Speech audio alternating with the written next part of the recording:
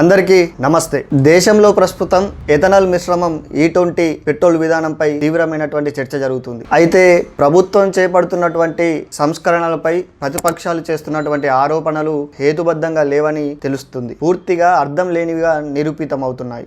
అసలు పెట్రోల్లో ఎథనాల్ కలపడం వల్ల వాహనాలు పాడైపోతాయని, రైతులకు తీవ్ర నష్టం జరుగుతుందని ప్రతిపక్షాలు చేస్తున్న ప్రచారాల వెనుక ఉన్న వాస్తవాలేంటో విశ్లేషించుకుందాం. ప్రభుత్వం ప్రవేశపెట్టిన 20% ఎథనాల్ మిశ్రమ విధానం రైతుల ఆదాయాన్ని పెంచడంలో అత్యంత కీలకంగా తోడ్పడుతుంది. విపక్షాలు ఏవైనా ఆరోపణలు చేయొచ్చు, కానీ వాస్తవాలు వేరుగా ఉన్నాయి. ఎథనాల్ తయారీ కేవలం చెరుకుకే పరిమితం కాదు. మొక్కజొన్న, వరి వంటి ఇతర పంటల నుంచి కూడా దీన్ని తయారు చేస్తున్నారు. పంటల నుండి ఎథనాల్ ఉత్పత్తి పెరిగే కొద్దీ మార్కెట్లో మన వ్యవసాయ ఉత్పత్తులకు డిమాండ్ అసాధారణంగా పెరిగే అవకాశాలు ఉన్నాయి. దీనివల్ల దేశంలోని రైతులకు అద్భుతమైనటువంటి ఆర్థిక ప్రయోజనం లభిస్తుంది.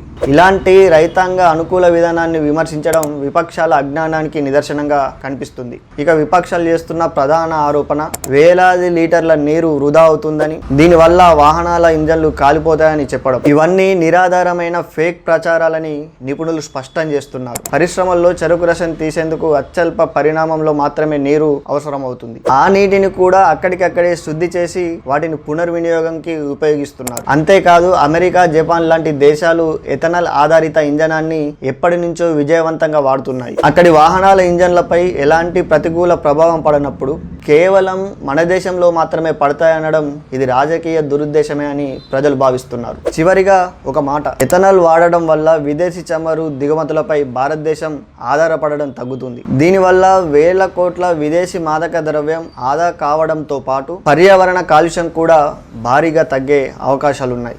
దేశ ప్రగతికి, రైతుల ఆర్థిక అభివృద్ధికి ఎథనాల్ విధానం ఒక కీలకమైన మలుపుగా కాబోతుంది.